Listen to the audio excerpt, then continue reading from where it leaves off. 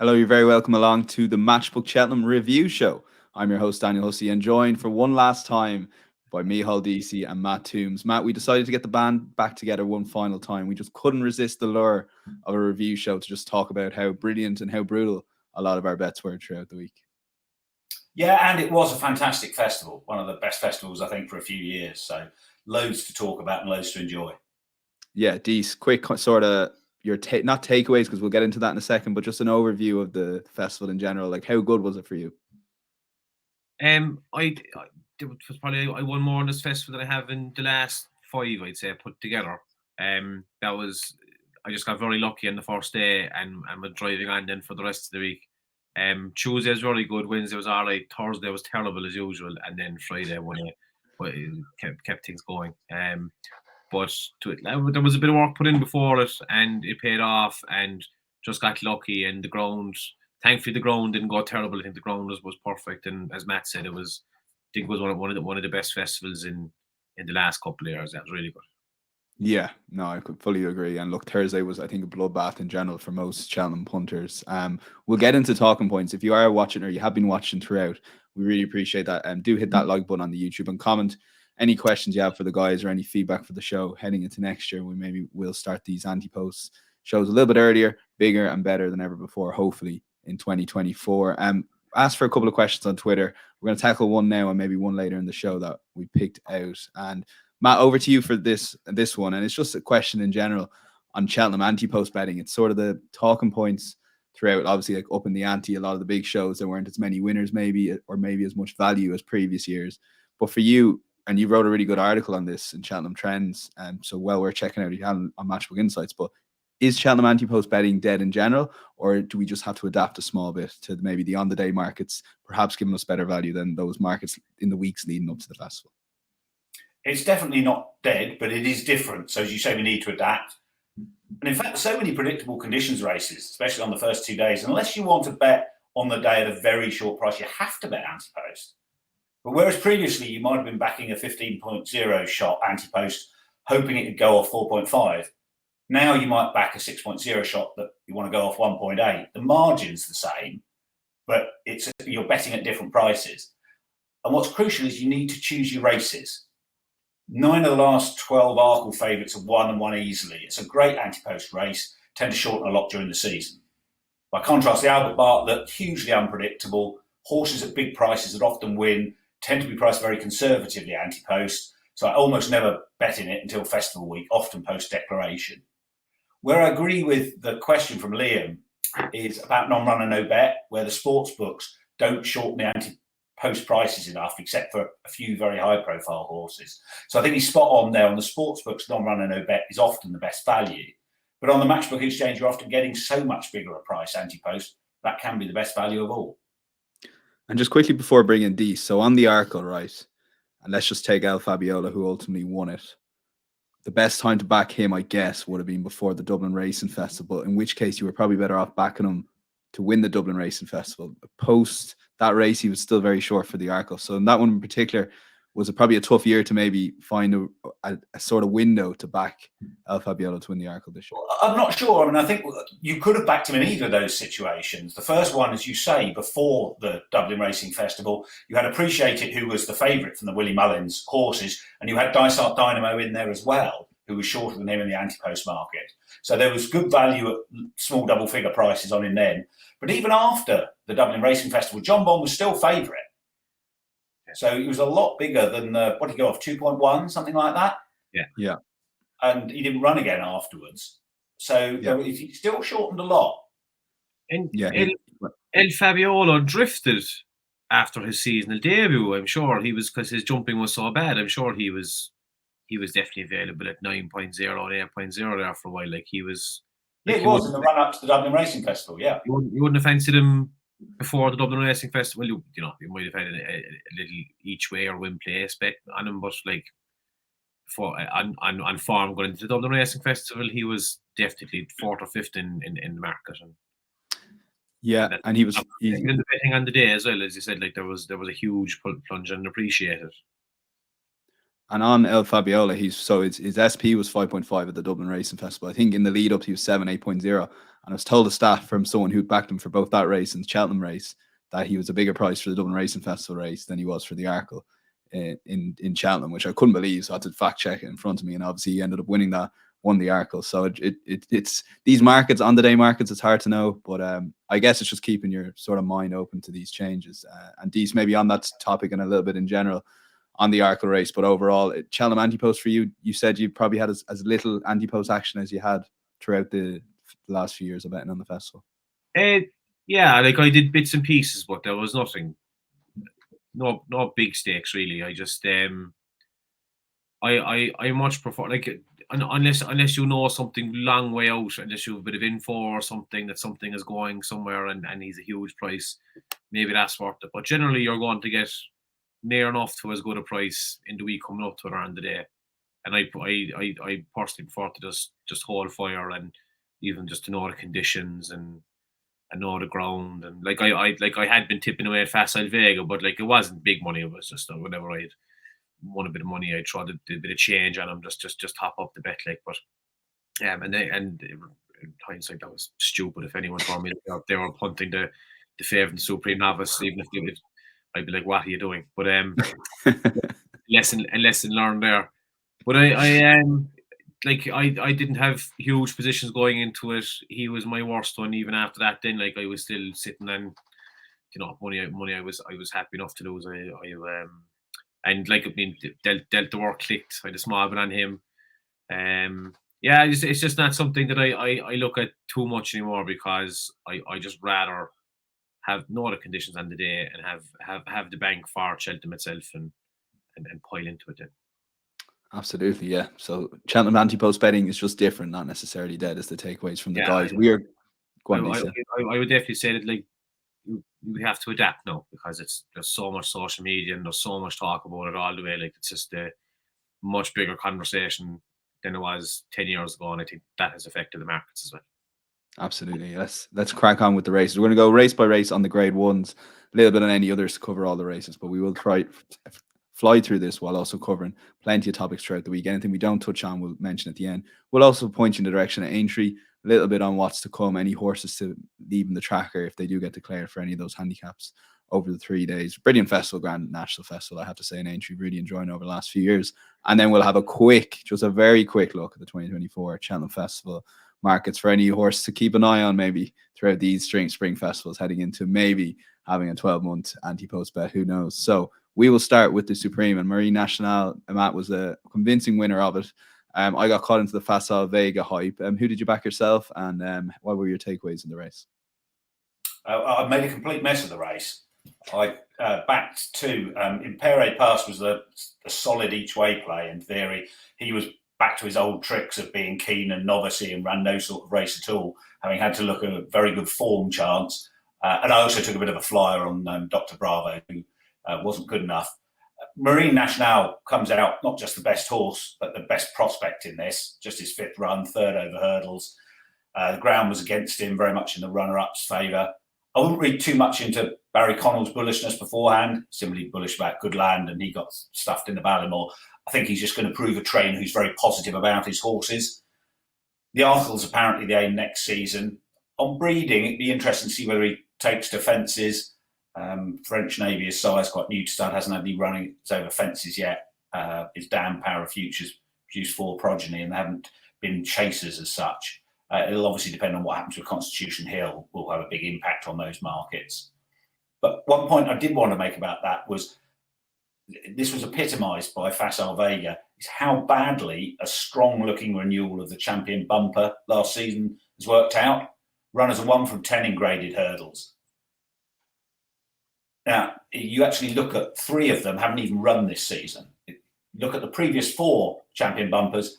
Every runner bar Israel Champ ran the next season either on the flat or over jumps. And it's such a tough race for such inexperienced horses at the best of times, why plenty of yards don't run the best prospects in it. If you get them hard fed and run them on nearly unraceable ground, it's not surprising it's bottomed a lot of them. They're definitely a group I want to take on going forward, including Facile Vega when the ground's decent. Yeah, Dees, you want to come in on that Facile Vega point? Yeah, look, he was the talking horse for the year coming up to it, and William Mullins had first things to say about him. And look, he's just not a superstar.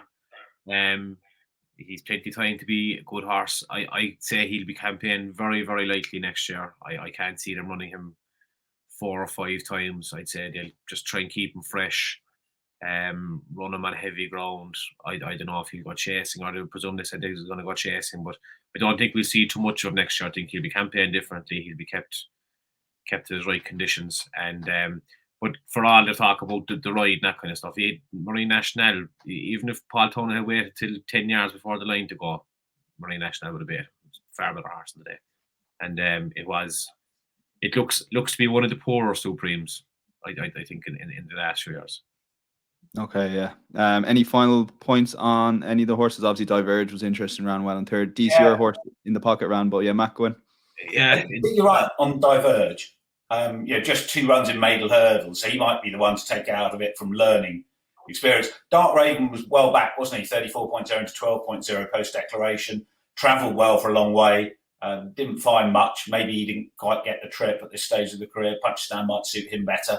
So there are a couple to keep an eye on, but my gut feel is that bar the winner, these are going to struggle in open company and graded conditions races. There was just, I'm watching it again yesterday, nothing came out of the pack, or nothing kind of came with a late charge, really. It was the front 5 turning the corner were the front 5 at the finishing line. There was Divergent in the pocket kind of stayed on, but they were third and fourth coming around the line. Marine National was the only one that kind of finished it with a burst of pace, a bit of kick.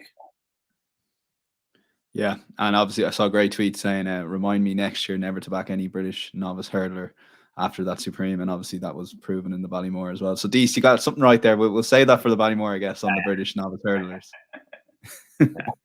We've plenty to get through. We'll move on to the Arkle. 9 went to post here, and I thought Dysart Domino, he was ultimately my selection in the race. He jumped well, and to be honest, I was half right in the sense the course suited him better, but probably missed the fact that El Fabiola is a bit of a superstar, and just because it's a quicker and less trip and different sort of race in the Arkle versus the Irish Arkle does not necessarily mean El Fabiola still won't win. Matt, I presume you also stuck with Dysart Domino in this race? I backed him Ante-Post some weeks beforehand, deliberately before the Dublin Racing Festival, because whatever one was going to shorten a lot. I then backed El Fabiola, and I think I put him up on our Ante-Post show a couple of weeks before. I just thought he was a long way ahead of the others on form. On literal form, he had about £8 in hand, and John Bond worked out pretty much that way. Racing Post ratings at any rate. To me, he looks like a champion chaser in waiting in what looks a thin division next season. His jumping will be tested by going up against better horses in open company. But as we'll see when we come to discussing this year's renewal, the champion chase doesn't seem to be providing the same test of jumping at speed now. So I think it might be more forgiving for him. John Bond, high-class novice, but not top-notch this trip at least. Having jumped right at Warwick, jumped left here, so maybe there's something bothering, given he'd been gun barrel straight his first couple of starts. Maybe he was just going a bit quicker than he wanted, adjusting in consequence. I think Lisa's going to talk about the stable form. That might have been a factor too. Dysart Dynamo, I still think he's one to keep an eye on. Still a bit of a lunatic, and he did too much too soon again. He was beaten when coming down at the last. But he's a short finisher at the moment. And he's only 7. If he learns to settle better with maturity, he should see out the trip better. So he could be an improver if that fall hasn't affected his confidence. He's normally a good jumper. And we've seen a few champion chases won by horses that haven't seen out the 2 miles earlier in their career at the top level.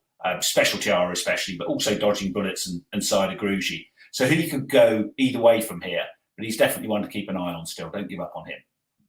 Yeah, Dees, Matt mentioned the market movements, and we're going to talk a lot about that, but it takes some amount of money to move John Bond into 3.0, bigger on the exchanges than an El Fabiola all the way to 2.1. And you feel it set the trend for Henderson's festival overall? Yeah, we took absolutely nothing on John Bond. Nothing at all. Every bet was on El Fabiola. He was absolutely punted off the boards. And even in the run up to it, there was whispers that John Bond had worked badly at Kempton and all this stuff, and El Fabiola was the banker of the week, and they were spot on. No, I mean, he was only you would think that he was absolutely hammered in the race. He was only beaten 5.5 lengths. I know Fabiola probably wasn't ridden out to his full extent, but it wasn't that terrible of a run. Selma there, finishing off in third, like he was smashed, but it wasn't like he was beating the distance. He was still the second best horse in the race, and there is still hope for him. And all of Nicky Henderson's horses kind of ran badly during the week. I think there was something up with them. So I think he set the trend for that, and we saw it with a few of his other kind of fancy horses in the week that they just didn't click at all. Yeah, like you said, set the trend for the week. Thoughts to anyone on Straw and Jack, who finished fourth for any of those each way mugs? We're trying to steal a bit of value. Ante-Post, I know plenty were on in the Twitter sphere, but we'll get straight into the champion hurdle. And Dee, so I'll go back to you on this one on Constitution Hill in general. But that was, look, for anyone, take all the betting aside, to see that horse perform as they turned in, it was his moment to kick on. And plenty of people that were there said they've never seen a horse quicken as much from off the bend heading to that second last, or heading to the last. So it's just brilliant. Yeah.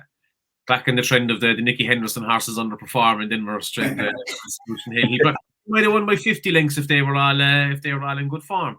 Look, he was talking. There was loads spoke about him. Look, he was just absolutely brilliant. State Man is a good horse, like, and he just destroyed him at his ease. He just looks like relentless. I hope he goes chasing, because if he stays hurdling, he could win the next 7 or 8 of these. Maybe that's what they want to do. But if Mighty Buckley has anything to do with it, he will go chasing. And if he's able to jump a fence, like, they have to give him a go. It's not. It'd be. I know the champion hurdle is a great race, but like, yeah, we want to see him going to Gold Cups and then doing amazing things. There hasn't been a horse of this potential in a long time that can do this kind of thing, to go from win the champion hurdle by 20 lengths and then go on to win a Gold Cup by 20 lengths potentially in a few years' time.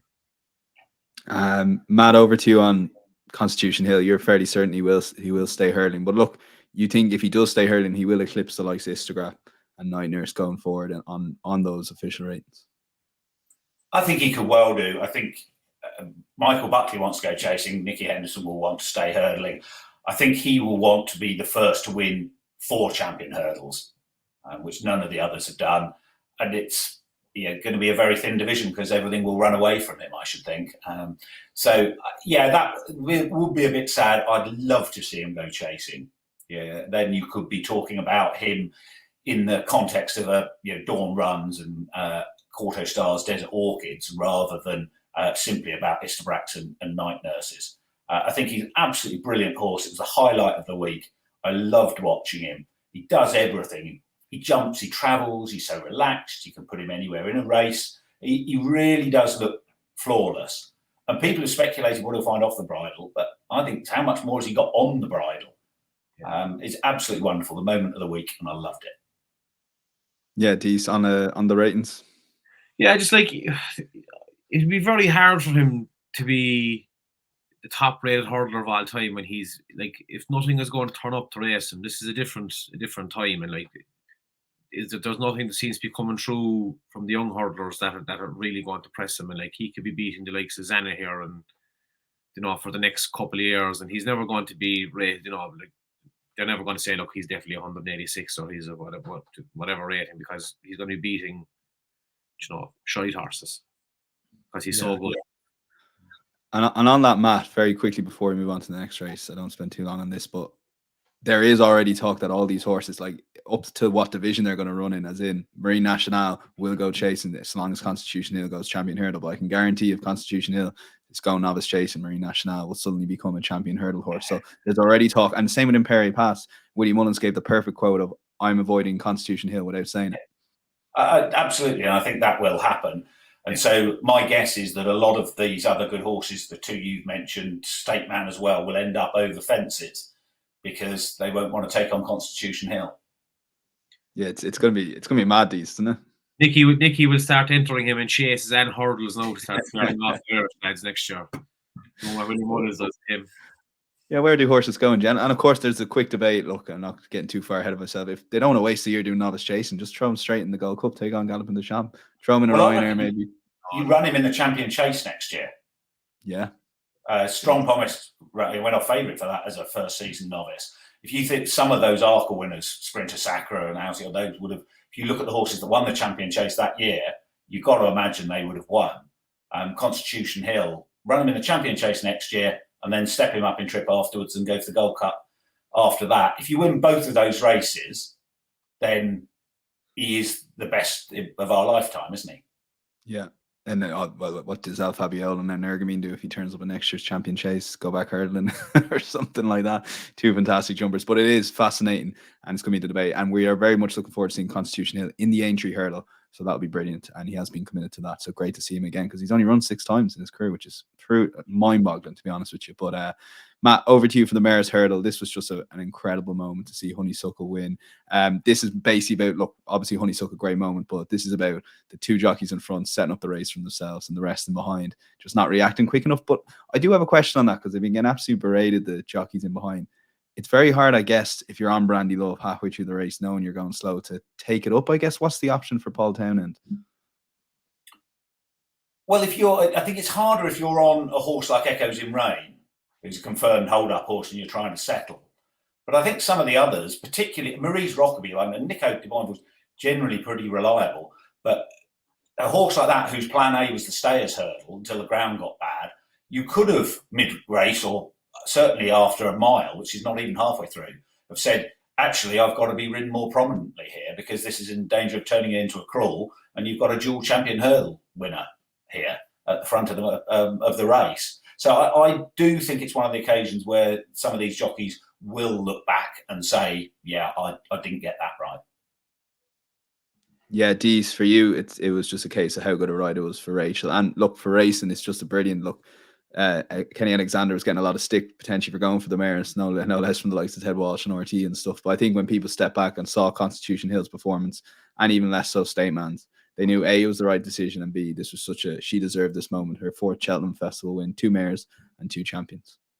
Yeah, this was I don't cynically enough know about whatever into the racing, but I was very washed to it for Henry de Bromhead after this. It was a huge moment for him and for the year he's had, and she was just absolutely brilliant as well. It was I don't think there was any doubt once they turned the corner that she was going to win. Just great to see her sign off at the top, and she wasn't someone I considered for betting on the day or even before it. I just thought that she was on the downgrade. Jenny Burke was brilliant, and I love Voss. She's a nice horse, but it was just it was great for racing and for the festival, and it got day one off to just there was a brilliant kind of feeling, I suppose, after for everyone. And yeah, look, I was delighted to see her win, and she was very good as well. Like, we didn't take nothing away from her. She was a great ride from Rachel, just stalked her, just went at the right time, won by a length and a half, just perfect. Yeah, no, it's a brilliant racing moment. I think that hour in particular on a Tuesday was brilliant for anyone who was lucky enough to be in Cheltenham. Matt, over to you on just the other races from day one. You were on Malheur Mission, and you actually don't think he would have got up there on the aggressive ride. I think watching it live, no one considered that he wouldn't, but maybe watching it back and seeing how well Gallier de Micheál finished, there was perhaps that doubt whether he would stay the trip. Yeah, and having backed him, you might be thinking, I was unlucky with that bet. It's the natural way.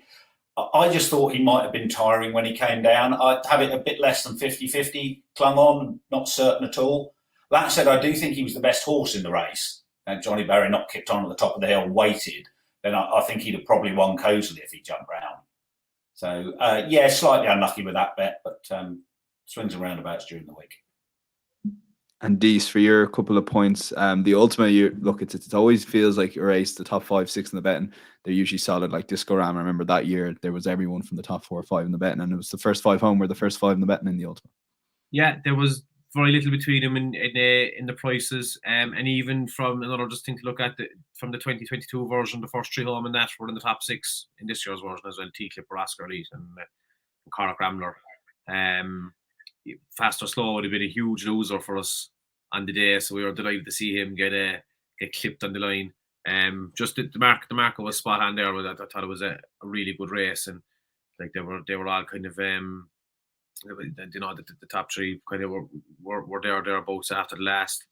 Corach Rambler is some boy. I can't wait now to see him winning the Grand National now as well. He's just got it spot on again this year. Just Derek Fox, some pilot. We love him. I think he's a great horse. What else now on the first day? Oh, the Doodles. the Boodles. Yeah. Look, I just had to give myself a boom there. Jazzy Matty. It was so I made a show of myself in the office, shouting and roaring and banging the desk as he got up by a head. He was Gordon Elliott's only runner. Like looking back now, I was looking down the show and I was like, he's the only one in the race. He decent form going into it. He was given a nice little easy prep beforehand, and he seemed to there was never money came from. He was the same price starting as he was that morning. But I thought he was a nice horse. Would be following the trade. Biker again was unlucky. Biker probably blew a good few Charles Burns doubles and trebles on day one. And I think Goyard de Manil is just haunted. He's haunted. I laid him on the day.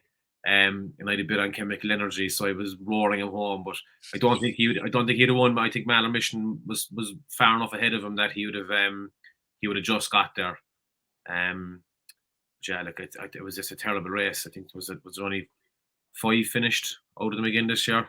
Yeah, it was a throwback, wasn't it, from previous? Four finished, 24 lengths between first and fourth. I think it's a race that'll be under pressure in a few years. I'd say for all that it's been a good Gold Cup trial and national trial over the last few years. I think that if the field sizes keep going smaller and they keep finishing with 3 or 4 finishers, it'll be gone.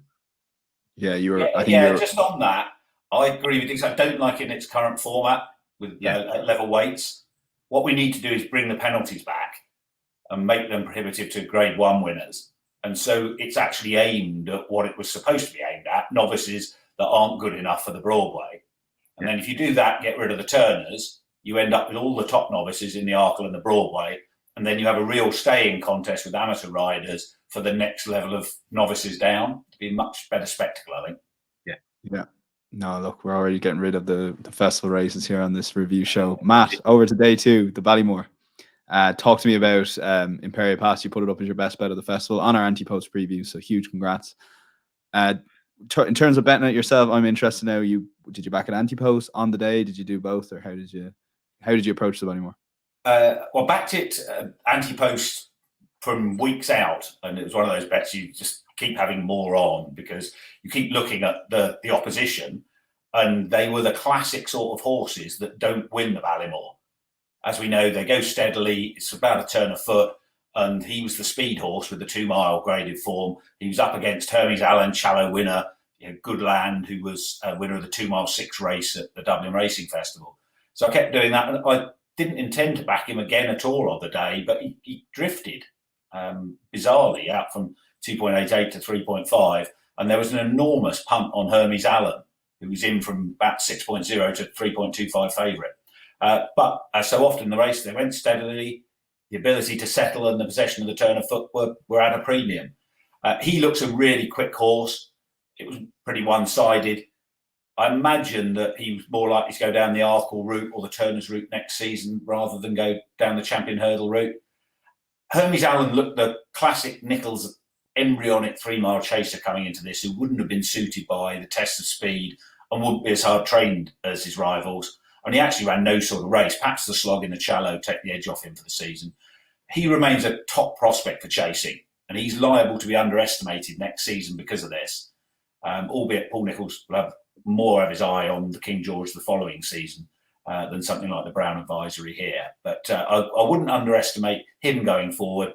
Gaelic Warrior and Champ Kiley, given that they both jumped to the right, be of interest at Punchestown. But Imperial Pass is a class act, and in my view, by some way, the best of the novice hurdlers we've seen so far this season. Yeah, there's going to be some cracking novice hurdle clashes at Punchestown. I just can't see how they can avoid each other. There's just so many of the Irish horses, Irish novice hurdlers. And Matt touched on the starting price of Imperial Pass, which was 3.5. On the Matchbook betting exchanges at the off was around 4.7, 4.8. So this was a proper drift. Like I was worried. Now I was kind of only half watching the market, so I kind of got lucky in one sense. But if I could lay a lot of my bet back for what I put in, I nearly would have. But I guess these Cheltenham drifts are a lot different to a regular Saturday drift. Yeah, like I don't know where the money for Hermes Allen came from. It was backing him. It was backing him. Yeah. So we were texting Adele there on the old group chat saying, "Is that you, Adele, now lumping and Hermes Allen?" I was because I was very strong on place laying him. I couldn't see how he would like top 4 in the market or top 4 in the race or the top 4 for me anyway. And I said, there's the hope that he's going to finish in the top 2 or 3. And his price kept coming down, and the lay price kept coming down. I just didn't see, because Matt, you call him Paradise Pass from weeks, so it was a great show. But as well as that, we kept talking about novice hurdles are not what Paul Nicholls wants to be winning. Like, he wants them to be good chasers, and it was very obvious that with this horse that this wasn't going to be his day. And I couldn't believe where the money came from. And look, he finished 6th. And really look at like Stage Star there winning the turners. Like, he was underwhelming finish off his hurdling season, and just much better chaser. And that's same with Brave Man's Game. There's loads of other horses like that were just disappointed in at the end of their hurdling season for Paul Nicholls, but will go on to be much better than the Bear result. So he's another one, I'd say. Yeah, and fascinating. Paradise Pass was absolutely brilliant as well. Yeah. He got a lovely run through the inner as Jam Kiley stepped aside from the Mullins team, and he took full advantage and absolutely quickened up. And as Matt touched on, it's definitely a speed test to Ballymore. It continues to be a speed test every single year versus perhaps the Supreme, more of a staying type, wins that. Dees, I'll stick with you on the Brown Advisory. A lot of people weren't happy with Jerry Colomb and the ride he got. I know a lot of people I was with were asking me why Davy Russell wasn't on this horse. Now, subsequently, you might argue we probably had the best jockey on the day on him. Talk to me a little bit about, is it just pocket talking the Jerry Colomb ride, or is he a tough horse to get going and it was just a little bit unlucky, or where do you stand on just the ride that ultimately during game for game? And look, I just want to be criticising jockeys because I wouldn't even know which way to face the horse, so I got up in that. But like, if you're beating the short head by a known front runner, you have to say the jock called it wrong. Got some fractions wrong, or just went a few seconds too late. Like, he knew exactly what the real whacker was going to do, and he seemed to have his measure. Like, I'd say Johnny Clown was long odds on in running. I did look at that now, but he seemed to know what he was doing, and he just let him get away from him. Just let him kick away. He's beaten by a short head. Like, just frustrating. But like, loads of people who were on the real whacker from a long way out. He was well tipped up and circuit, and I got him wrong. I said I was looked at his back form, and I said he couldn't be near the standard of Johnny Clam, and he probably is close enough to him. So congratulations to all them. But like, I just think that like Jordan Gainford, but he's a young fella as well. He's only riding a few years. It is a hard lesson for him to learn, and maybe he is just a bit of an old slow chugger of a horse. I still think there's a lot of class to him, but he just got caught for a bit of kick there. Yeah. The real whacker was the right horse to be on in terms of pricing by far. So well done to anyone who backed him. And Matt, and I kind of tend to agree with you a little bit more than the jockey, in the sense that I think Jerry Colomb got caught for that bit of tactical speed, and because of the whip, the whip number going down, I guess you can't really whip a horse to get him going, or you want to save as much for the after the last fence. So I guess he was a tad unlucky. That tactical speed that Jerry Colomb lacks probably caught him out when the race was in the melting point at the turn. Yeah, I think that's right. And if you've gone down by a nose to confirm front run in that situation, you're always going to look at yourself as a jockey. What should you have done differently? He wishes he had woken him up a few strides earlier. I'm sure it might well have made the difference. But looking forward, as you said, Jerry Colomb looked to lack tactical pace, even when he had his ground. I wouldn't be looking at him and thinking he's a Gold Cup horse. I'd be thinking, 3 mile grade ones on bad ground, Leopardstown, somewhere like that. Will be where he's going to come into his own, more a beef or salmon type, I think, than a Gold Cup horse. The real whacker, I think I said when I put him up on the Ante-Post show, I'm not totally convinced that this is his trip. It might be that he'd be better using his aggressive jumping over about 2.5, something like the Ryanair, and trying to do an Allaho. He looked like he was on fumes here. So I'm not sure the Gold Cup will be his race either. And it does look a weak division. So it's normally, I'm very much looking for this season's novices to step up into the Gold Cup. It's going to be harder for that this year. You wouldn't be getting carried away about the rest of the form, but one worth a mention, 51.0 shot Bron, ran a blinder, beaten only 4 1/4 lengths. He looked a non-stayer as well. Like Sir Gerhard, he may have been in the wrong race because Willie had lots for the shorter distances, but not for this. So he'd be interesting back at an intermediate trip later in the spring. Yeah, and well done to Patrick Neville and the team there. Phenomenal training performances. SP, Industry SP 9.0, 10.2 on the Matchbook Betting Exchange as well. As again, I just can't believe some of the prices these horses went off, considering, as DC touched on, the real whacker was tipped up plentiful throughout all preview nights. But we move on to Champion Chase. DC, I want to read out our comments on the sheet to the listeners and viewers here. So I just wrote in the Champion Chase, Energamy might just be a decent horse at Dees. And then just touched on the Mullen vibes. If they have good vibes on a Mullen's horse, just listen to them. Faso Vega didn't win, but Imperio Pass and Nergamine and Galloping Deschamps all bolted up. Dees just coming back, same as last year. His main rivals flopped. Captain Guinness was second. Yeah. Yeah, so I mean, Edwardstone obviously flopped. You know, Yeah. and Editor the Geese, they were what were they? 6th and 7th. Miles behind. Yeah. Sorry, 4th and 5th. Look, Energamine was very visually impressive. I still don't think that he has beaten a good horse on a good day. You know, at one time Shishkin beat him. You know, it killed the two of them, but Shishkin beat him when the two of them were on that day. It was the same. The race he got beaten the last day behind Edwardstone and Edward Geet, like they were saying, fences wrong and white fences, all that kind of stuff. They just don't fancy him. Yeah. Yeah. I would say Captain Guinness was well talked before, and it was a serious move because I think at one stage he was 67.0 Ante-Post, and he's gone off 13.0 here. So maybe there was him. Big each way punt, but like Captain Guinness could run in another 35,000 champion chases and he never wins. Well, he'd only one loss there. One horse beat him, Matt. Your thoughts on the champion chase? Well, it looked a fascinating contest beforehand, but it was another real damp squib. And the increasing tendency for bad ground on the old course after all the watering is having a bit of an impact, it seems, on this race. Possibly is it impacting some of the fancied horses bombing out entirely, seemingly for no reason. You know, with so much on his Shishkin, Shakamaswar, Defi de Soy, Duvan, running inexplicably badly. Perhaps it's just a coincidence. But the Champion Chase isn't the race it was when it was run on a sound surface. You know, watching high 160s horses like Grenadine and Editor de Geet walking over the line, having been beaten a distance, wasn't an enjoyable spectacle. This was one of the races that made me fall in love with the sport. I doubt anyone watching this renewal fell in love with the sport because of it. You know, take nothing away from Energamine, though. He revelled in the soft ground, jumped to his right, but with Gentleman de Mia late scratch and his two main rivals who did turn up not running their races, it didn't matter. He had another solo at the business end. You know, Captain Guinness, Stacey Suchland, he's 0 from 10 in grade ones. So beating him by 10 lengths isn't a strong form by Champion Chase standards, but he can only beat what's put in front of him. It's not Energamine's fault. He's a fair bit better right-handed. So he'll take a lot of beating at Punchestown and then presumably at Cork and Ascot next season before he gets here. But if we do get decent ground and a credible challenger, say Al Fabiolo in the Champion Chase, I suspect I will want to take him on.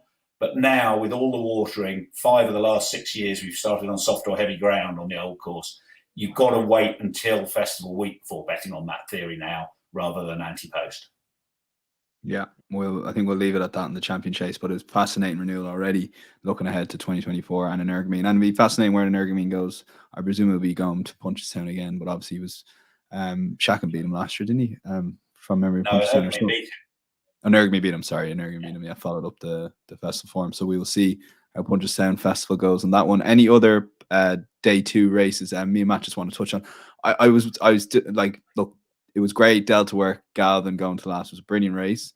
If you made that a handicap, I still think obviously those 2 horses will come out on top. It would just mean it would give someone at the bottom of the weights, a cross-country specialist, a little bit of a chance. And it is handicaps throughout the year in Cheltenham. I just don't really see why we've gone to the grade. Well, I see why we didn't make it didn't make it a handicap initially, but because Gordon keeps setting his former Gold Cup horses here, it just makes a bit of a mockery for it, to be honest. But yeah, Matt, your take on that, and then a little bit on the cross country, because you did nail this right in terms of the ground, I guess. Yeah, and you back Delta work. It was not a rocket science bet, and I've had some luck in the cross country in the past, so I pay a bit more attention to it than possibly most people do. It was a handicap until 2016. Now, ironically, they used to go slowly, And so weight didn't make that much difference. You'd see horses like Any Currency 1 year was £13 better off for 6 cents from Balthazar King from the conditions race in the autumn, as was, and the result was the same. So, yeah, hats off to Gordon for the innovation. He's taken good horses over, schooled extensively over festival, deserves all the success he gets. But they're going quicker now with better horses. So I agree with you, Daniel. I think going back to a handicap would make it more competitive. I think that would be a good idea. It's in danger of becoming a bit of a non-event from a betting point of view. One eye catcher for me was Scaramanga in the Coral Cup. He was off 147 there. Ground he wouldn't have liked. Went the car park route. Looked to be full of running coming into the straight, only to flatten out. Not given a hard time. Probably still be on 145 in Ireland if they decide to target a big handicap hurdle in the spring. Given how much they water at Punchestown, it's no surprise to hear Willie talking about targets in America where they have really fast ground. But he is one for the notebook because he looked a well-handicapped horse there. That's Scaramanga from the Coral Cup. It would be remiss of me not to mention my day 2 nap, Langerdan, coming in finally winning a Cheltenham race. And after a small bit of Ante-Post, shrewd money for myself and the Martin Pipe went down the drain. I made sure to nap him. Is that after covering all the Ante-Post lasses now for the past 2? How many years? He's been well handicapped now for a long time. It just shows he would have won the Martin Pipe last year before Unseaton Rider, and Cider Burley should have won the Pertemps. And had those 2 horses won in last year's Cheltenham Festival, let me just say I wouldn't be here today. I'd be off still celebrating with those winnings. So, but yeah, the ham is what you're here, unfortunately. That's it. Any takes from day 2, Dees? You happy enough to move on to Turners? Yeah, drive on. Yeah. And before I do, Matt, quick word on Langerdan. Put him up on the Ante-Post handicap show, so pleased about that. I wasn't all that optimistic at one point, but he was clearly very well handicapped. And Dan Skelton's great expertise, as we've seen at the festival, is handicap hurdles. And you do want to know which sort of races good trainers are particularly good and bad at. And he is, off the scale at handicap hurdles compared to everything else at the festival. Yeah, we saw that in the Martin Pipe as well, or the county, sorry, obviously. Moving on, these Turners, disappointing race, I thought, just in general. Quick word on Mighty Potter, like Gordon's mentioned, he's not a Cheltenham horse. He's talked about moving to or running him at Aintree this year, which I thought was interesting because I don't know if you can tell if he's not just a Cheltenham horse or maybe he doesn't travel well, or maybe it's a little bit of both. It's hard to say. I don't buy into this thing that he's not a Cheltenham horse. I mean, if he can go around Fairy House, you can go around Cheltenham. He just underperformed the day. Maybe he wasn't right. He never looked comfortable. Like it was. I don't know. I was watching Stage Star. He was flying out front. I think that everyone is going to. I put this in the notes. Well, everyone is going to focus on Mighty Potter underperforming rather than how good the first 2 were. Not long till May. Like probably should have been running in the Grand Annual. A lot of people would have said, looking at him, what's he doing in this? And I thought Stage Star was absolutely brilliant. Just jumped so well. At the end of the day, like it's a jumping is a hugely important part of it. And he took links out of them with his jumps. He was very, very good.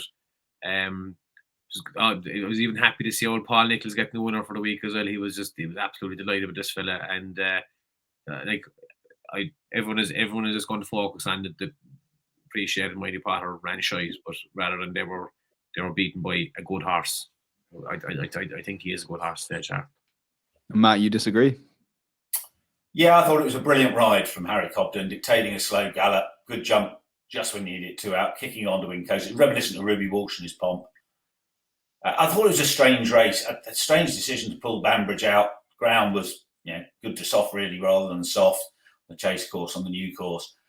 Given the way a steadily run race fell apart, Connections may be regretting that. I don't think Mighty Potter's ever looked entirely straightforward. So it wasn't too much of a surprise that he went sideways. Appreciate went to the other. It was a bit reminiscent of that Lord Windermere Gold Cup with Bobsworth and Silvanarco Conti both weaving all the way over the track on the run-in. So my view is that, for example, Appreciate It. He's 9, spent much of his time in his prime in bumpers and novice hurdles. As an aside, the new rule banning 6-year-olds from bumpers in Britain should get horses like him who won a 4-year-old point over fences quicker, which will be good. But he's probably his best days are behind him. Mighty Potter's looking a bit quirky, so it's probably form I'll be wanting to take on.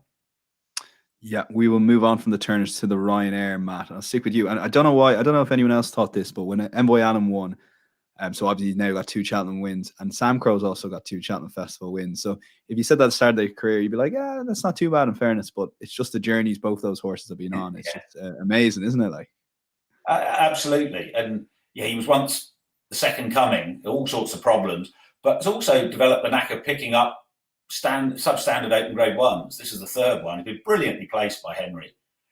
Quick point about the King George, because a lot have been made about, he pulled up in the King George, what a comeback. But this race has a big back history of that happening. Alberta's Run pulled up, was also beaten 69 lengths. The King George, the second time he won the Ryanair. Imperial Commander beaten 72 lengths. Dynast, 47 lengths. The King George is a test a lot of good horses don't take to. And therefore, they often end up in this rather than one of the championship races at the festival in consequence. So it was slightly less of a surprise on that front. But I just didn't think he was good enough, and I didn't envisage Shishkin, whether it was the stable form. I don't think it was the 26-day turnaround, because last year he had the 26 days between the Desert Orchid and then beating an Ergamine in the Clarence House. But he did look a bit reluctant, never going, not jumping very well. Nearly did a Riverside Theatre and won despite that.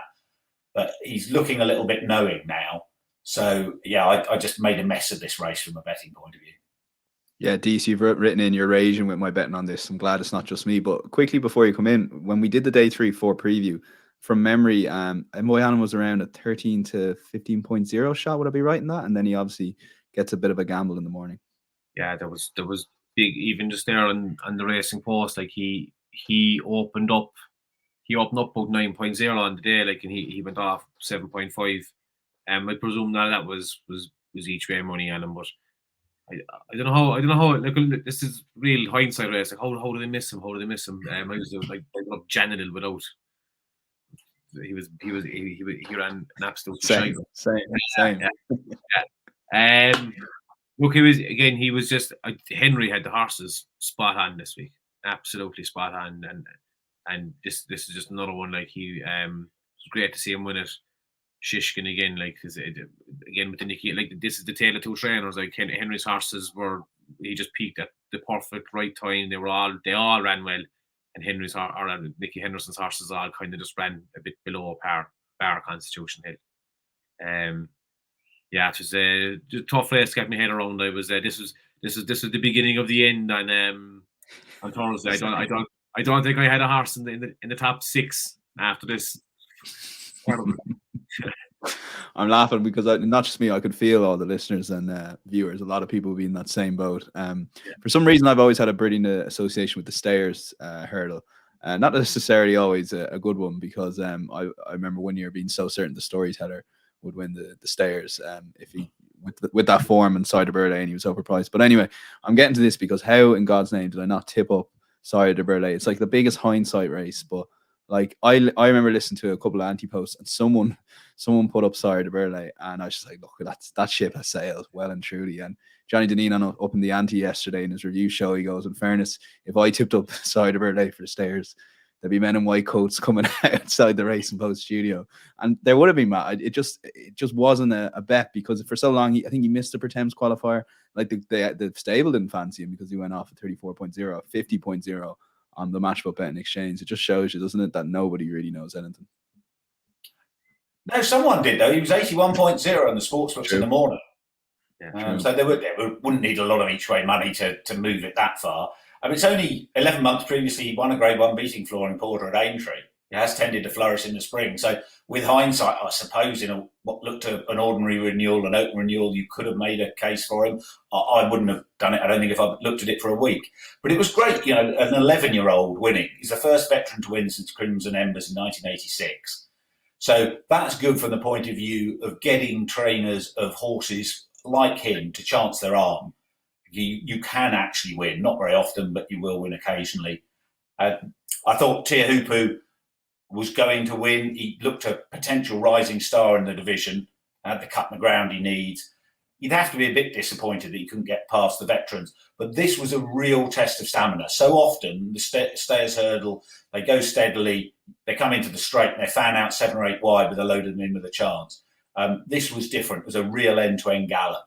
The one I'd be taking out the race was Home by the Lee, who made a dreadful blunder at the 6th, lost his hind end entirely, and that would have finished a lot of horses.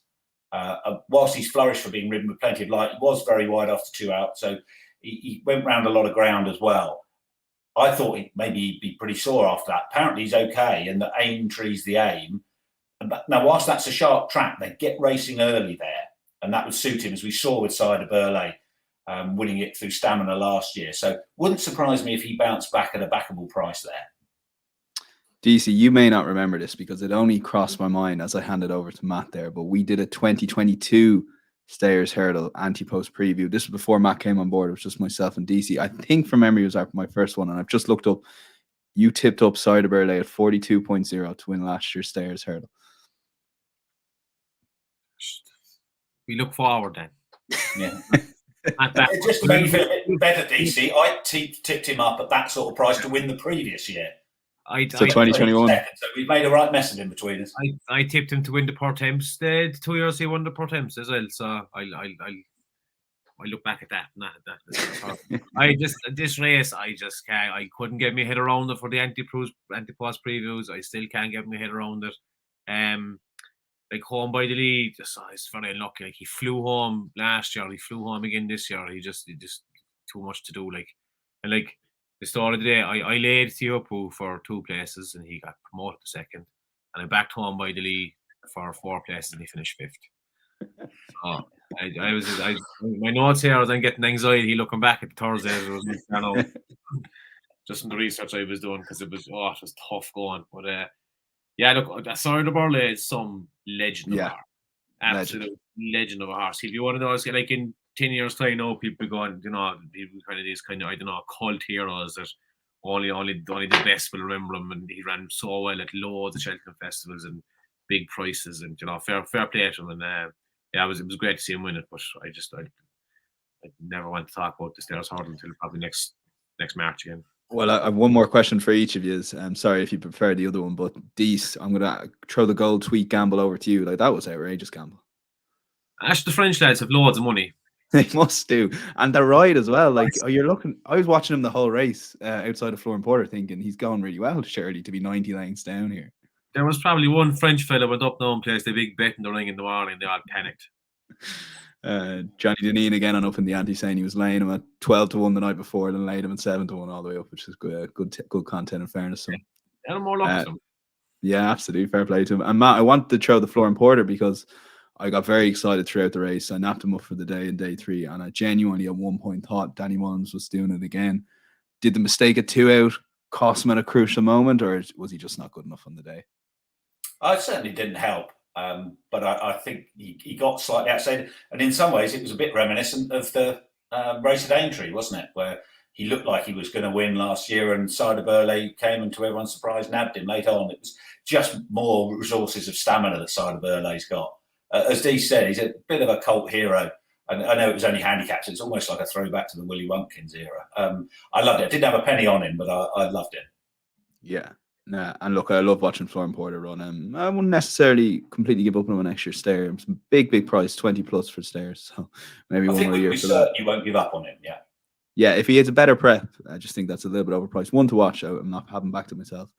On to Thursday, other bets or other races to cover. And just wanted to give a quick word to Salvador Ziggy, who I backed, so I was watching the whole race and actually thought ran very well. And look, if he didn't bump into Good Time Johnny, Matt, Gordon would have had another winner, and a couple other things go his way. Gordon would have had the same amount of winners as Willie Mullins. It just shows you the fine margins. But over to Good Time Johnny, incredible pick by yourself, and even better training performance by Tony Martin. It was just a plot job, and a little bit on that, but also the future for Good Time Johnny, because sometimes these horses in the Pertemps, like Cider Burley, end up turning out all right in a few years' time. Yeah, as you say, the handicap plotting award for the festival goes to Tony Martin. I mean, he hardly jumped a hurdle here. His last 3 out, only 2 behind him, 2 out. He won pulling a cut up. It'd be interesting to see what his revised mark is because he could be one of those festival handicap winners who then goes on to win again at Aintree or punches down. And as you said, Cider Burley being a perfect example, he could still be a Sayers hurdle horse next season. He'll probably be stopped now for the next year and a half and then win something big at Galway. Like, Tony Martin does this with like Tudor City and a few other horses like that, are just lands a big pot once a year, every year. Just unbelievable job. Yeah, it was class. Yeah, that's more the Willie Watkins comparison, isn't it? Yeah. He'll be finishing 26 to 28 and 4 or 5 races and then just won the grand race, piss up. Yeah. My strategy for betting on the Kimura was largely down to listening to Micheál Deasy on the Wednesday evenings, telling me that none of the Irish horses were well handicapped. So I said happy days, drew a line through the 7 or 8 of them. And they were their first 5 or 6. But Deasy, tell us why they actually were well handicapped in the end. Well, I suppose the main indicator of that would be that the first 7 home were Irish horses. That's 7. Jeez. First 7 out of it was bad, yeah. Out of the 11 finishers. Look, I got this completely wrong. So that's it. Brilliant race, and well done to Matt tipping up Angel's Breath. I've got the name right there, perhaps. Angel's Dawn. Yeah, it was Angel's Breath is the one. Not without the ticker going a bit though. On there, if I was giving out another award for coolest ride of the meeting, it'd be the parking in that race. Admittedly, wasn't quite how I described it watching it live. He's sitting up in the saddle coming to the last. The others are all rowing away. But he won by a neck. He got the job done. So well done to him and to Sam Curling. And Angel's Dawn's been given a new mark of 138 in Ireland. And she looks handicapped to win another marathon handicap chase. I don't think that'll be her day in the sun. I think she's got plenty of good days in front of her. Okay, one for the notebook there. On to Friday. I wrote a note in the document we keep here. Note to self, never go against the graded form here again. And Dees, knowing full well who I'd backed off the basis of that comment alone, said all the shrewds were on Blood Destiny and we'll be wondering what happened for years. And I knew my fate fairly early on. And it's a sinking feeling knowing the other horse you would have backed was Lossiemouth. So. Yeah, look, I mean, if it was a match, like there was not just you then, like there was loads of people on Blood Destiny. I even coming up to it, they were like, times I need to this France and all that kind of stuff. Like, but Lossiemouth was just dismissed. It's a bad run at the Dublin Racing Festival. Like she actually ran an unbelievable race at Dublin Racing Festival, and look, she backed it up here. Fair play to her. The mayor's allowance had to have a huge part to play in this race. The 3 mares in front 3. An entirely forgettable triumph hurdle, I'd say. Yeah, and on that, Matt, with the unforgettable triumph, and we've seen the disappointment of Vauban ultimately, despite promise, in open company. Like, I was looking at Lossiemouth for the mare straight after the race, perhaps the mare's hurdle, but that is obviously open company as well. So it's a tough one to decide where to go with Lossiemouth next year. No, I think you're spot on there, Daniel. It's much easier to be going to the mare's hurdle than Vauban. He was having to take on Constitution Hill. So I think the first 3 home are all fillies. I think it'll be a bit easier for the Triumph form next season because of that. Just to pick up on your point about going against graded form, this used to be a race for horses to come from left field late in the season. Still happens sometimes. 4 years ago, Penton Hills made his hurdling debut less than 3 weeks before the Triumph and had only run in a maiden hurdle. So whilst the structure of racing makes trials like the spring more important now, I wouldn't be putting a line through horses just because they haven't got graded form. Yeah, definitely one to take. And it'll be fascinating how these horses end up in the Triumph. Obviously, Elate Tom at one point was a second, third favourite for the Supreme this year. So it just shows you don't really know where these horses potentially may end up. Obviously, he didn't lose his novice status, so he was able to run a novice company this year. On to the Albert Bartlett, Matt. A little bit on Affordable Fury. I thought you made a brilliant case to me on the WhatsApp that morning to kind of gave him a mention. He went off 151.0. I think touched 270 to 300 on Matchbook throughout the day and right up to before the race. So there was no... you might have seen something that not even Noel Mead saw, perhaps. But it was a brilliant case. And geez, pity he couldn't go one better because, again, there would have been a lot of people who wouldn't have turned up today on this podcast for sure. yeah, so close. And there haven't been a winner at the festival at a 3-figure price since Norton's Coin. The biggest winning SP was 81.0, Jeff Kidder, who yes. on the show. So, yes, if I put up 150 shot and it won, it'd have been a career tip. Wasn't to be, but it was great cheering him on, and we got some decent place money. Yeah, and over to you, Dees, on this one. Sander Clegane, again, this just touch on this drift and everything about it. Yeah, I didn't put him up now, but I had a little bet him today. Sander Clegane, I thought it went off a crazy price for a horse that looked like this would be the perfect race for him. I mean, he's a Doris there. He stayed very well at the Dublin Racing Festival behind Good Land. I mean, that was probably a bit short from all he was doing at the end. Was staying on, and like he was. I just thought he was a cracking bet on the day.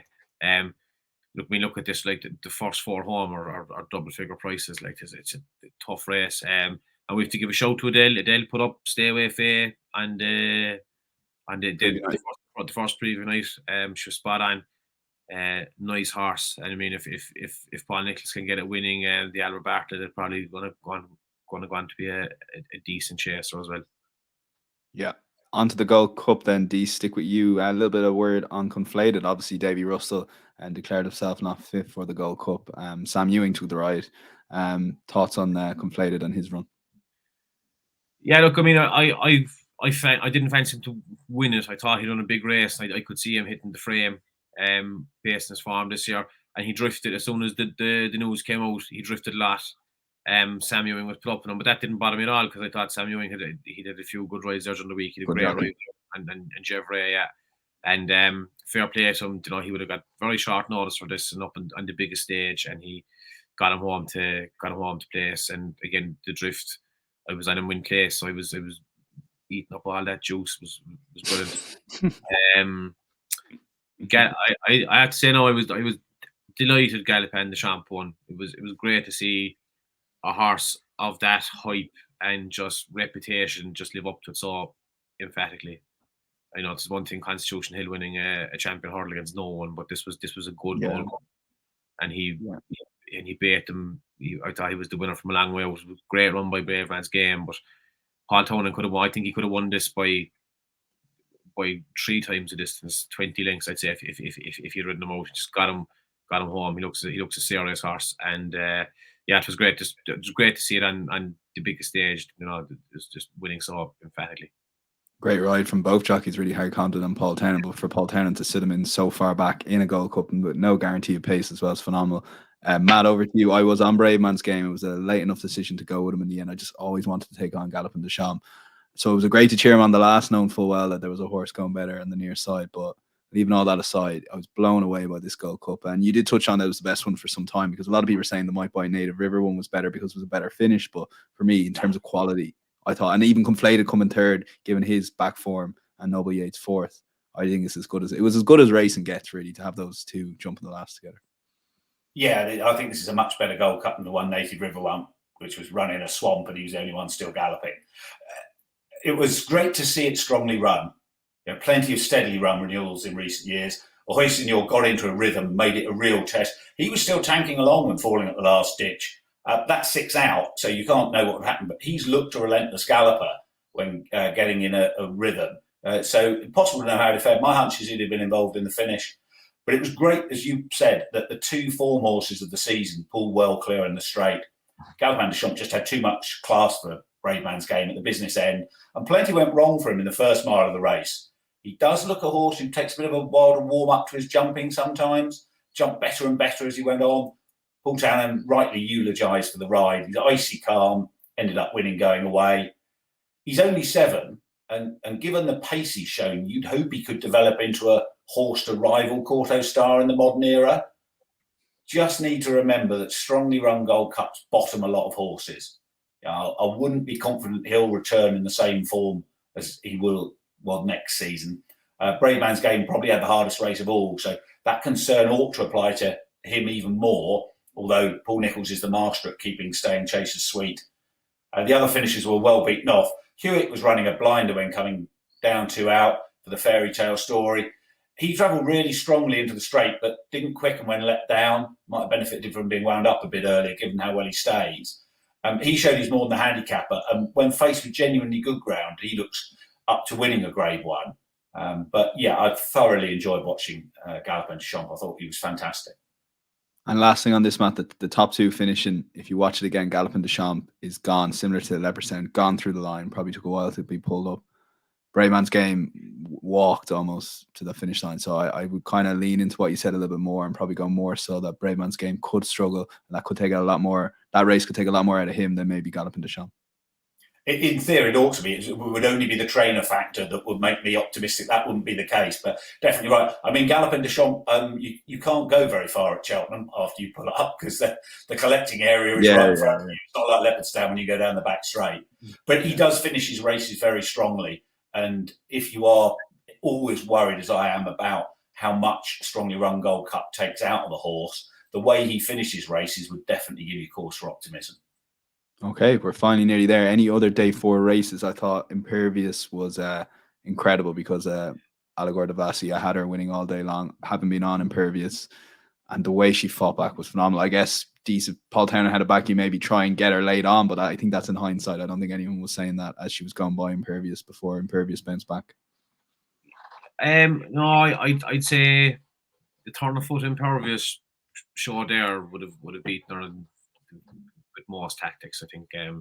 I actually wasn't expecting they were coming over the line or coming over the last or heading up to it. And it was just like, this is going to be a head bobber, and she was just gone in the space of a few yards. So nice horse. And one other horse, Matt, you gave us a mention on the WhatsApp that Friday morning was Buddy One in the Martin Pipe, ran a cracker, could easily have won that Martin Pipe as well. You definitely an eye catcher for you going forward. And what sort of race? Another handicap, step up to graded level, or what sort of thing you thinking? Well, he was 1.5 lengths third here off 131. So you'd think handicaps first. But that doesn't tell the story. When he traded at 1.53 in running. I know, and Jack Gilligan had him in an absolutely perfect spot all the way round, even though he couldn't claim his £7 here. But he just couldn't get him over to the stands rail in the straight. Just didn't quite go quickly enough. And then Buddy One drifted out the centre of the course, went a long way to his left. Jack got a bit unbalanced. And had he got the rail and stayed straight, you'd imagine he'd have won. And then when you add in the fact that Buddy One only began his racing career on the 29th of October, so he's much less experienced than these. He's on a steep upward curve. Paul Gilligan, the trainer's closing in on 100 winners under rules. But amongst those, he's got a festival winner in Bertie's Dream now, but Bartlett, Grade 1 winner in Jordanley, a couple of Grade A handicap chase winners. He's shown with the right material he can compete at the top table. So, Buddy One looks a cracking prospect, one that might fly a bit under the radar. Okay, yeah. Another one from the tracker from Matt. We'll move on to, we kind of labeled this Aintree horse, or maybe one horse. So I've just put an Aintree Grand National Festival. A couple of horses I'm going to be keeping an eye. I'd love to see Dan Langer run the Aintree Festival. I couldn't find any quotes from Dan Skelton if he will or not. He won last year off 137. So look, to win off 147 is a different ask, and maybe they'll have him aimed. If I owned him, I'd probably aim him for next year's Cheltenham. But look, they might have that bit of buzz for winning. So I'll just be interested where Langer shows up at Aintree, and I will be backing him probably blindly. Ahoy Senior, if he comes out of that fall well in the Gold Cup, ran really well. His best race, probably his career, I guess, on relative terms in last year at Aintree. And any second now for the National, and I know he's going to be carrying a lot of weight, but I was so impressed by his comeback, his prep race there yesterday. And I just feel he'll definitely be overpriced. I was touching on with Decent Matt that they Nobly Yates and himself pulled well clear of the third Delta work in last year's Grand National. And I just think he might be missed a tad by the market just because of the weight. I don't think you can necessarily rule him out. I just think he'd be a really solid place bet anyway on the day. And outside of that, Constitution Hill stepping up to 2.5, guys. Maybe you won't see out the trip for in Aintree Hurdle. Who knows? Dees. He will. Lay Constitution Hill. Get the banner on. No, he'll stay 2.5 over around Aintree. There's another flat track, and if he can stay to it, if he can stay to that well at Cheltenham, he can stay 2.5 over Aintree. Just on that, Dees, I never really heard him mention the step up in trip. Like obviously he won't be up against anyone, so it won't matter. But he is stepping up 2.5. I just no one's really mentioned. Everyone just said Aintree Hurdle. I think if you didn't know, you'd just presume it was 2 miles. I didn't know it was 2.5 miles. There you go. Yeah. There you go. It was a bit of an airs race for a while. Yeah. It's too much stitch the Aintree now. I kind of focus everything on Cheltenham, and pure like an Irish trainer in Aintree as a bonus. Yeah. Yeah. And for you, John Bond to watch and Cork Rambler in the Nash. As you wrote here. Yeah, I can see if John Bond, there could be a lot of Henderson horses perform badly at Cheltenham, and if he can get them right, which of course he can, if they're back at Aintree after the disappointing run at Cheltenham, might get a bit of juice in the price. And John Bond ran a cracker there last year. after running a hard race behind Constitution Hill. There's not many horses kind of back up a good run at Cheltenham with a good run at Aintree, so I wouldn't lose out all hope on him, and I think Cork Ramler is going to absolutely scoot on in the national off 10 stone. Before next year's Ultimate, but I won't spoil Matt's or Deasy's 2024 Cheltenham Festival pick. Matt, over to you. You have a sneaky one here, one I didn't really think of for Aintree. Were there quotes about this perhaps, or is this something you're thinking yourself for Pied Piper? No, not heard any quotes at all. This is about Pied Piper. David Russell had to stand himself down for the Gold Cup. He looked in real discomfort at the business end of the county hurdle on Pied Piper. I went down by just a head off 154. Now, last season, they lost a share of the anniversary in the steward's room. A rather odd decision, in my view. So I wouldn't be surprised if they think they've got some unfinished business back at Aintree next month. Pied Piper's up to 157 in Ireland. It depends on what mark the BHA handicap will give him, but often horses who are already on high marks don't go up that much for being placed in handicaps. He's likely to have top weight, assuming he runs in the equivalent handicap there. But I still think he's potentially well handicapped if he's in the top of the 150s. So he looks like a proper graded conditions racehorse now, and he might go under the radar a little bit. Okay, well, one to keep an eye on, Pied Piper at Aintree. And finally, Cheltenham 2024, look ahead, Dees. You just put in Cork Rambler in the Ultimate. But look, I've heard worse cases. On Tom for 2, couldn't do 3 years in a row. For the three-peat, look, I don't really have a bet for next year. I haven't really looked at this, so I'm not going to put anything up. Yeah, keep an eye. And for you, Matt, you stay man, which I thought was interesting. It's obviously Constitution Hill stays hurdling. You like him for an Arkle. And that's my theory. The Constitution Hill factor is clearly casting a big shadow over which horses go novice chasing, which go down the champion hurdle route. But if Stake Man goes chasing with Constitution Hill not doing it, he got an enormous price at 11.0 for the Arkle.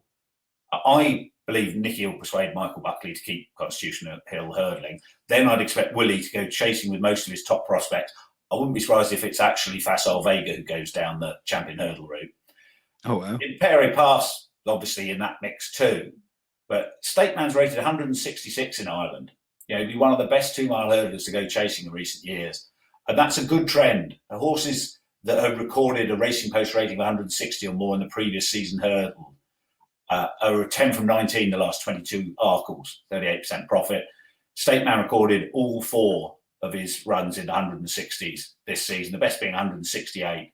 So on the basis, that's how I think the cards are going to fall in terms of which horses will be pointed in which direction. I think he's worth a bit of a punt now. We talked about the Arkle and Shorteners earlier. Yeah, he could easily be odds on the day. Okay. He's a similar enough price for the champion hurdle. He's 9.0 for the champion hurdle, so I'd back him in both. There you go. Yeah, well, Constitution Hill can't run against him in both of them.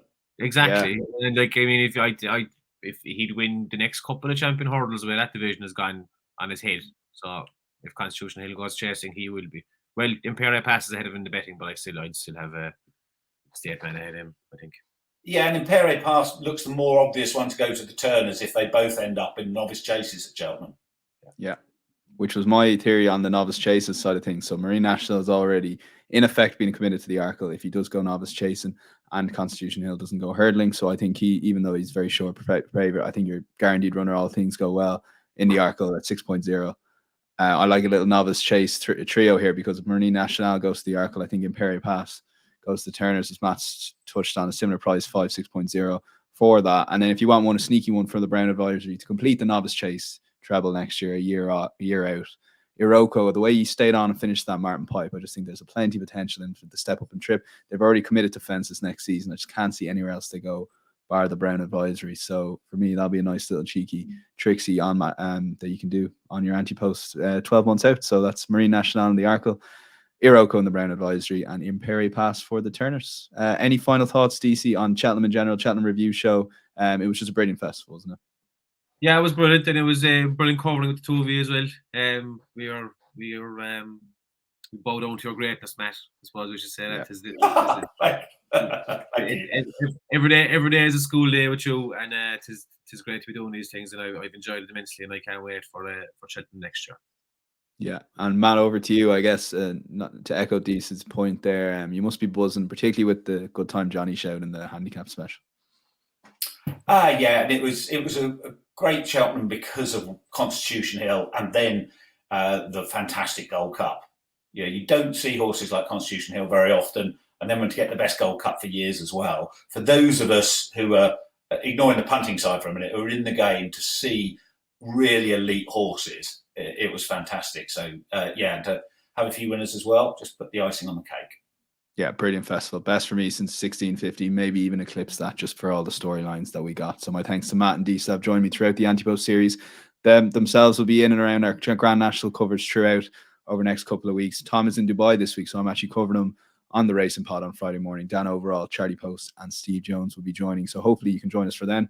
Until then, if you're not going to see us at the Grand National, take care. We'll chat to you then, and enjoy this weekend's racing. Bye-bye.